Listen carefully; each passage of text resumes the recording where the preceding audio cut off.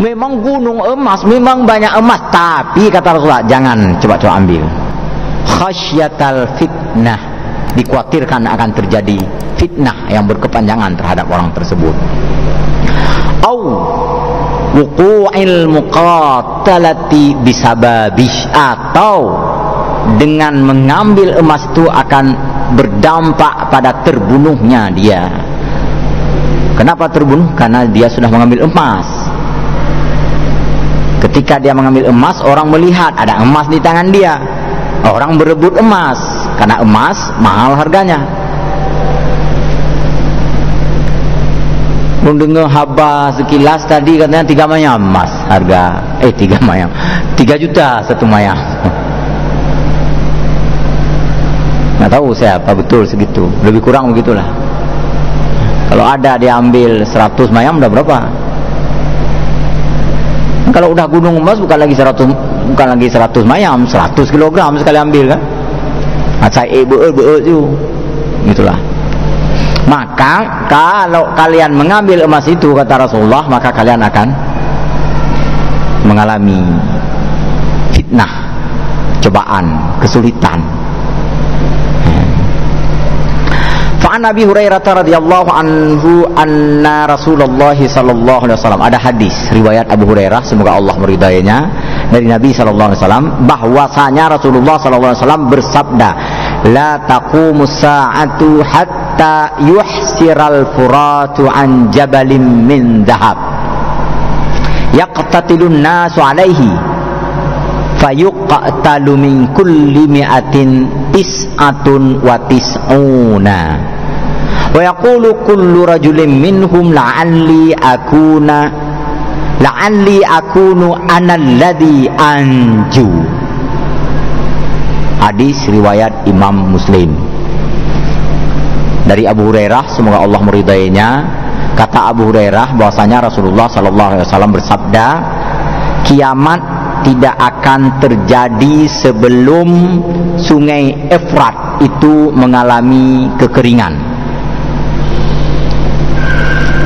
Dan dari dalam sungai itu nanti muncul sebuah gunung dari emas. Lalu manusia pun berebutan emas itu. Pecahlah peperangan dalam memperebutkan emas. Dan terbunuhlah banyak sekali manusia. Dari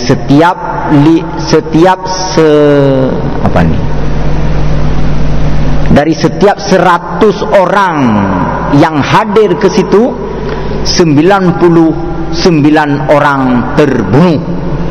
Berapa persen tuh? 99% kan? Dari setiap 100 orang, maka 99 diantaranya terbunuh karena memperebutkan emas itu. Lalu orang-orang yang memperebutkan itu saling ngomong, saling berkata. Apa katanya?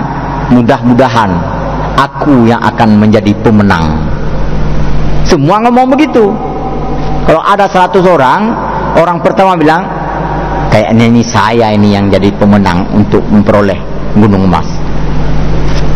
Apapun akan saya gunakan, seluruh kekuatan, seluruh kecerdikan, seluruh macam-macam lah. Orang kedua ngomong begitu juga. Bagaimanapun saya harus menjadi pemenang untuk mendapatkan gunung emas ini. Yang lain juga ngomong begitu. Semua ngomong begitu, saya yang akan menjadi pemenang. Kalau ada 100 orang, kata Rasulullah, 99 nanti mengalami kematian dalam perebutan itu. Ya, 1 orang yang selamat. Siapa yang nggak tahu. Makanya Rasulullah memberikan warning tadi, jangan ke sana. Kalaupun ke sana, jangan ambil emas, jangan rebut emas, karena akan berujung kepada kebencanaan. Begitulah kira-kira. Wa fi riwayatin faman hadarahu fala ya'khudh minhu syai'an. Dalam riwayat yang lain muttafaq alaih, riwayat Imam Bukhari dan juga Imam Muslim, kata Rasulullah, barang siapa yang kebetulan datang ke tempat itu, maka jangan ambil apapun darinya. Apapun yang maksudnya tentu saja emas. Bapak Ibu, kalau sudah terhubung, kalau sudah berhadapan dengan harta, dengan emas, itu nggak ada cerita damai-damai, nggak ada tuh. Kita berdamai, kita bagi sama-sama, nggak ada tuh. Damai-damai itu dalam kertas, di atas kertas damai-damai. Di dalam kenyataannya nggak ada. Pasti berebut. Kalau udah berebut ya bertikai. Kalau udah bertikai ya berkelahi. Udah berkelahi ya saling membunuh. Kalau udah saling membunuh ya banyak mengalami kematian.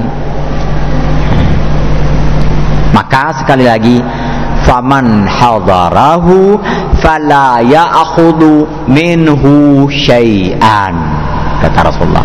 Siapapun yang hadir ke sana, siapapun yang seandainya pada waktu itu sedang berada di sana, siapa tahu ini ada jamaah sedang pergi ke sana misalnya, maka jangan ambil apapun dari gunung itu. Ini warning dari Rasulullah sallallahu alaihi wasallam.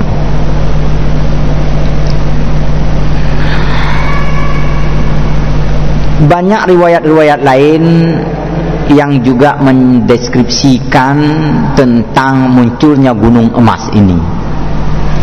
Dari Ubay bin Ka'ab, salah seorang sahabat Rasulullah yang sangat terkenal juga, Pak Ibu. Nama Ubay bin Ka'ab tentu saja sangat terkenal, termasuk salah seorang sahabat yang cepat memeluk agama Islam. Kata beliau, la yazalun nasu mukhtalifatu a'naquhum fi talabid dunya. Manusia senantiasa bertikai ya dalam memperebutkan dunia. Sami'tu Rasulullah sallallahu alaihi wasallam yaqul, saya, kata Ubay bin Ka'ab, mendengar Rasulullah sallallahu alaihi wasallam bersabda, yushaku ay yuhsiral furatu an jabalin min dahabin. Akan ada waktunya nanti sungai Efrat itu mengering dan muncul gunung emas dari dalamnya. Faida sami'a bihin nasu saru ilahi. Ketika info ini terkabar, tersiar, terdengar, maka orang pun berduyun-duyun datang ke sana. Kenapa? Ya, disertai harapan-harapan, ada keinginan-keinginan untuk mendapatkan sebahagian atau seluruhnya dari emas tersebut. Orang-orang pun datang ke sana.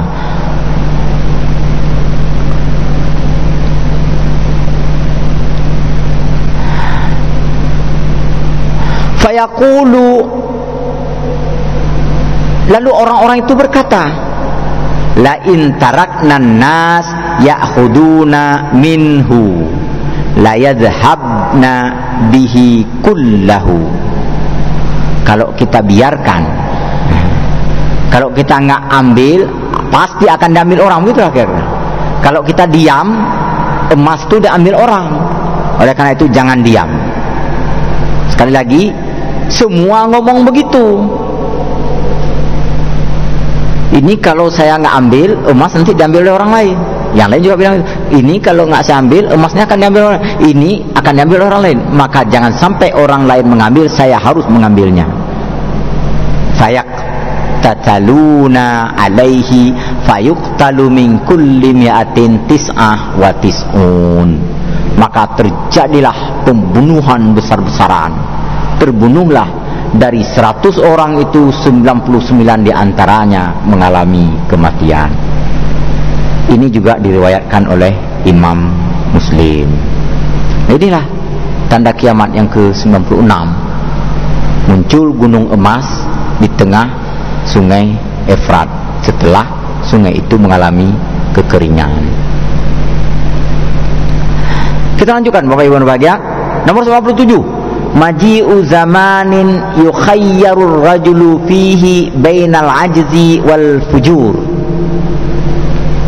97. Tanda kiamat yang ke-97 adalah datangnya suatu masa yang di masa itu seseorang diberikan pilihan kepada dia untuk berbuat dosa atau dia akan dianggap sebagai orang tak berdaya, orang lemah.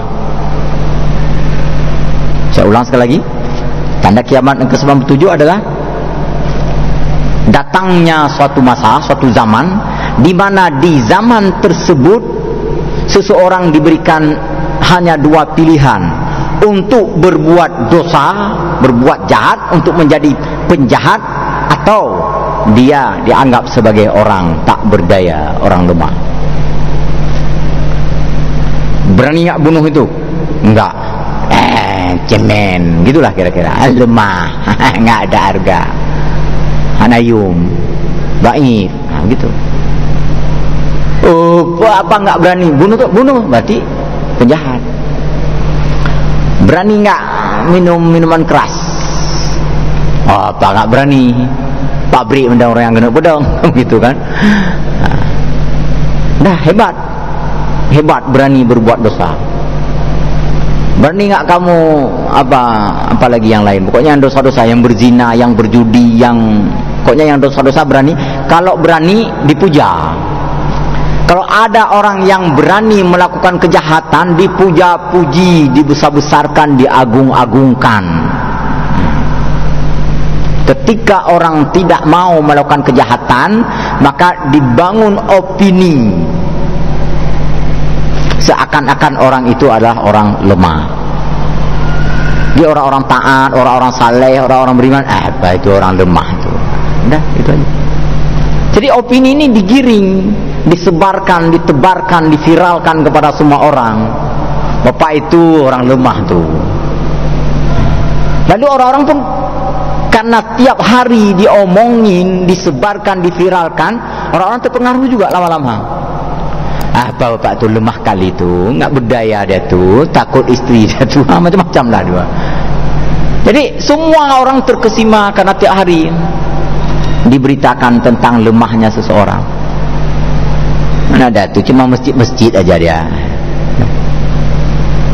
Begitu ada orang yang berani meninggalkan perbuatan baik, misalnya berani tinggal salat aja, hebat. Kamu dah mulai. Apalagi kalau berani nyuri, hebat kali. Berani merampok, hebat kali. Berani korupsi, dipuja-puji.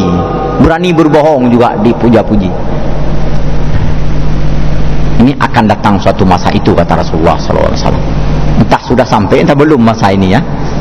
Coba kita baca lagi. Min alamati sa'atil lati akhbara anha Rasulullah SAW, tahyirur rajuli baina ayyufatjira au yutraka wayuttahammu bil ajzi war raj'iyati wa ghairiha minal alfadi ghairit taqaddumiyah. Jadi kalau di antara tanda hari kiamat adalah sebagaimana diinformasikan oleh Rasulullah sallallahu alaihi wasallam bahwa di masa itu ada suatu masa yang seseorang diberikan pilihan untuk melakukan kejahatan atau dia akan dituduh sebagai orang lemah dan tak berdaya. Kalau berani melakukan kejahatan, dia akan dianggap sebagai orang hebat dan dipuja-puja. Dan kalau tidak mau melakukan kejahatan, dia dianggap sebagai orang yang lemah dan tak berdaya. Nah, ini tanda kiamat yang ke-97. Ada lagi hadisnya tadi saya cari.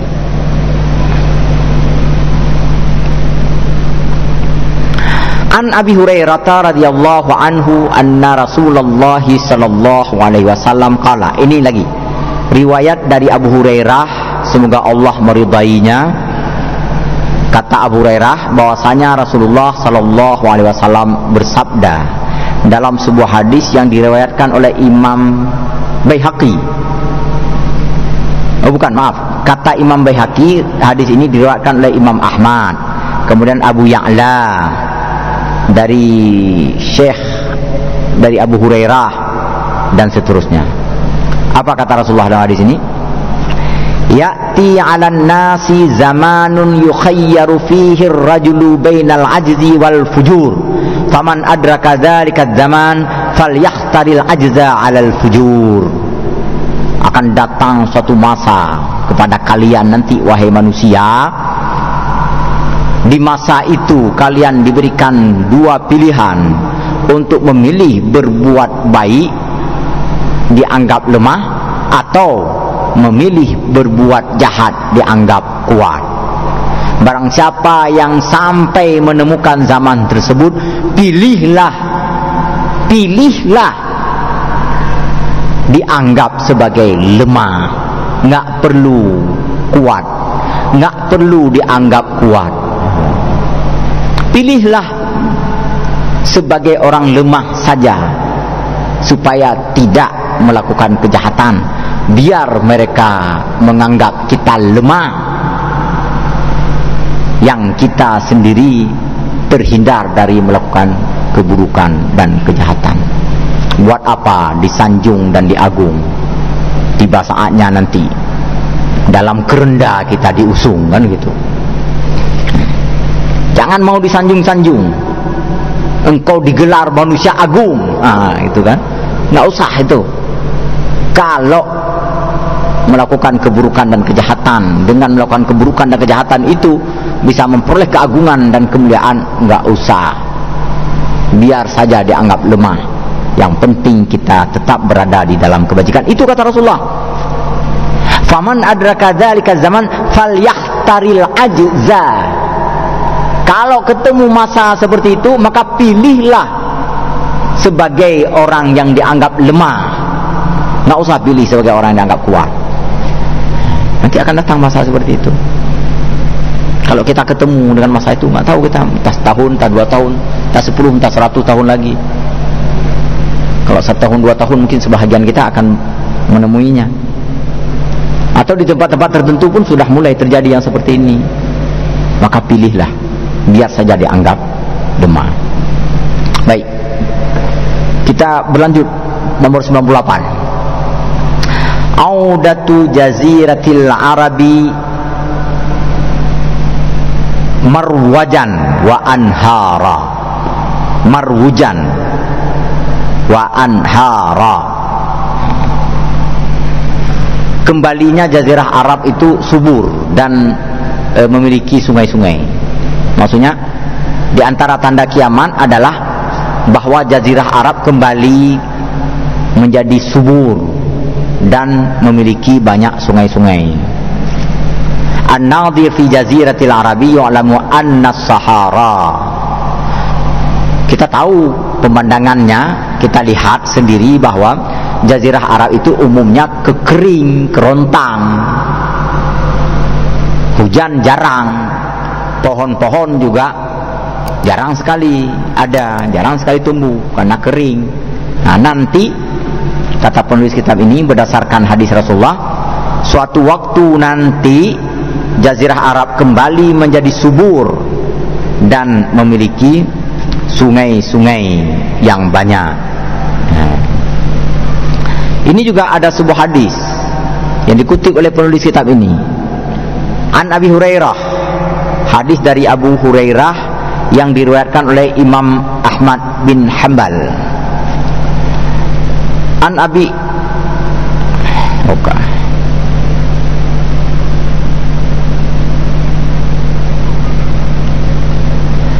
An Abi Hurairah radhiyallahu anhu anna Rasulullah sallallahu alaihi wasallam qala la taqumus sa'atu hatta ta'uda ardul arabi murujan wa anhara.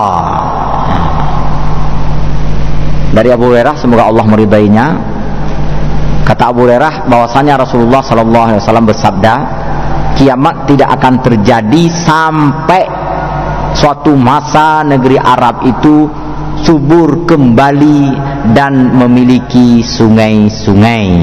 Wa hatta yasira ar-rakibu bainal Iraqi wa Makkah la yakhafu illa dalalat tariq.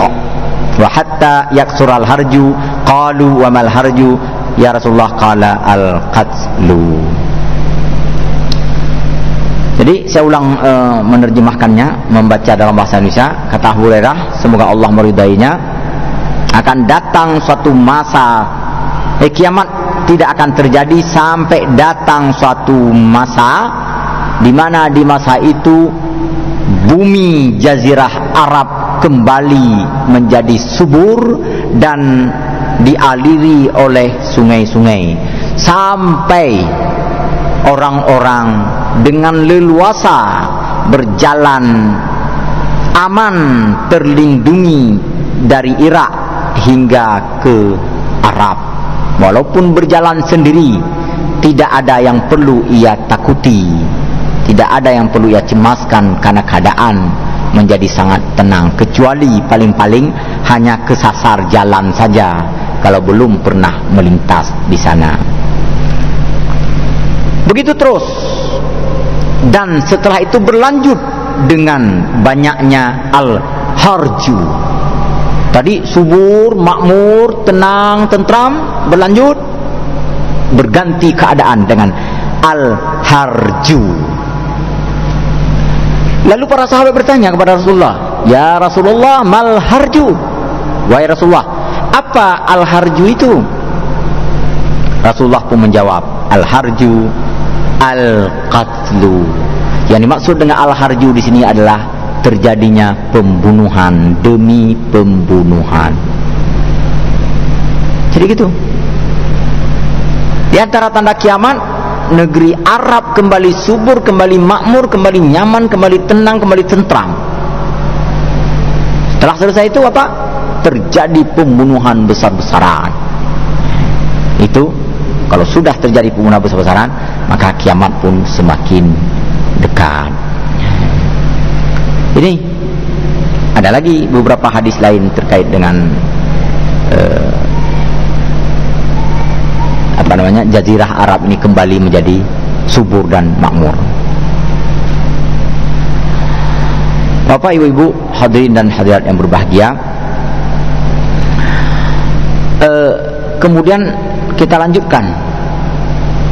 Ada nomor 99, 100 dan 101 dari tanda-tanda kiamat yang terdapat di dalam kitab Nihayatul Alam ini. Ini karena 3 sekali sebut di dalam kitab ini, kebetulan karena memang di dalam hadis sekali disebutkan ketiga-tiganya, disebutkan dalam satu hadis.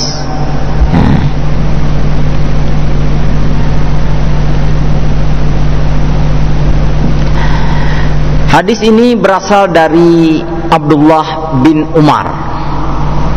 Kata Abdullah bin Umar, kunna qu'udan inda Rasulillah sallallahu alaihi wasallam. Oh, saya belum baca judul tadi. Judulnya adalah munculnya fitnah Ahlas, kemudian fitnah Sarra, dan yang terakhir adalah fitnah Ad-Duhaima. 3 ungkapan ini susah kita terjemahkan ke dalam bahasa kita, maka kita baca saja dulu hadisnya. Fitnah Ahlas itu adalah fitnah berupa percekcokan. As-Sarra berupa kebahagiaan, sedangkan Duhaima itu fitnah kekuasaan. Fitnah kekuasaan artinya ada kekuasaan tunggal yang bisa memputih hitamkan alam semesta ini. Dan kalau sudah Duhaima itu terjadi, maka segera berlanjut dengan kiamat besar, munculnya Dajjal.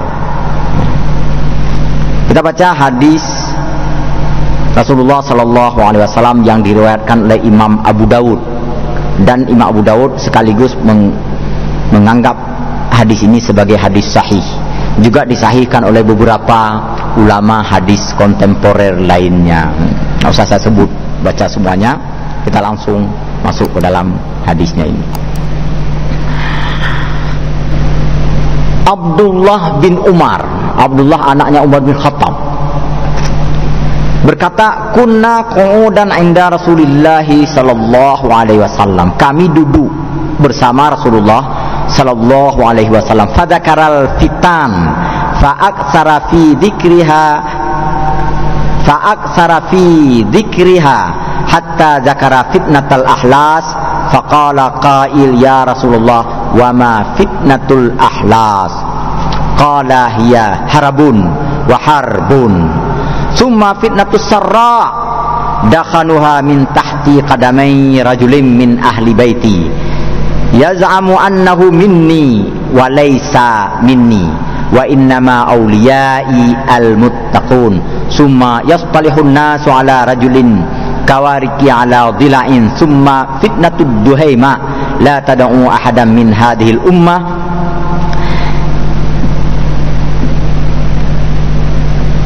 illa la tamathu latsmatan fa idza qila qadat tamadat yusbihur rajulu fiha mu'minan wa yumsi kafiran hatta yasiran nasu ila fustati imanin la nifaqa fihi wa fustati nifaqin la imana fihi. Fa idza kana dakum fantadirud dajjal min yaumihi au min ghadihi. Nah, ini sekaligus hadis yang menceritakan tentang adanya 3 fitnah. Diceritakan dah lama oleh Rasulullah ketika duduk bersama para sahabat, dan yang menjadi saksi kunci waktu itu kebetulan bernama Abdullah bin Umar bin Khattab, anaknya Umar bin Khattab. Katanya Rasulullah waktu itu berbincang-bincang, mengajar, menceritakan peristiwa yang besar-besar yang akan terjadi di akhir zaman nanti. Banyak fitnah nanti dihadapi oleh umatku di akhir zaman, kata Rasulullah. Ada fitnah yang bernama ahlas.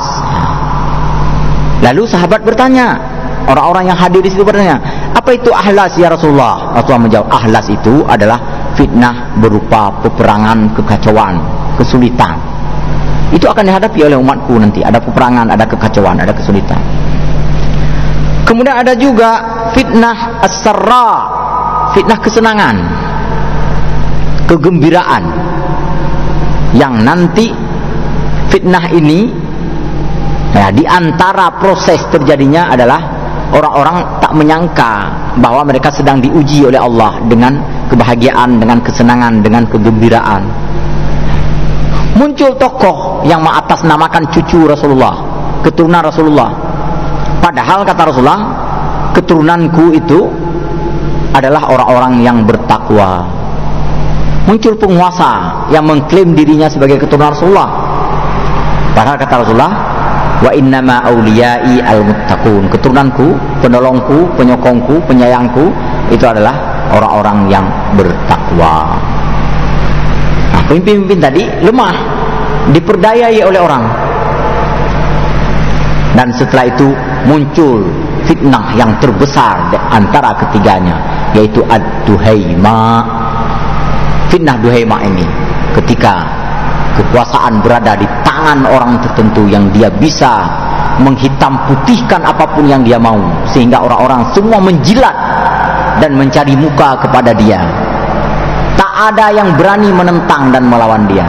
Orang yang tadi pagi sebagai orang mukmin, sore tiba-tiba sudah berubah menjadi kafir. Kenapa? Karena dia sedang menjilat pada penguasa-penguasa yang hadir waktu itu, yang ada waktu itu. Maka di saat itu orang-orang terbagi kepada 2. Yang pertama, orang beriman tanpa kemunafikan dalam dirinya, dan yang kedua adalah orang-orang munafik tapi dia pura-pura beriman. Dia pakai pakaian keimanan, dia pakai pakaian keislaman, dia ngomong tentang Islam, padahal dia menjilat kepada penguasa yang tadi sangat berkuasa. Bapak Ibu berbahagia, itu adalah tanda kiamat yang ke-101. InsyaAllah kita lanjutkan pada pertemuan yang lain. Lebih dan kurang saya mohon maaf. Kepada Allah sama-sama kita mengampun. Subhanakallahumma bihamdika asyhadu an la ilaha illa anta astaghfiruka wa atubu ilaik. Wassalamualaikum warahmatullahi wabarakatuh.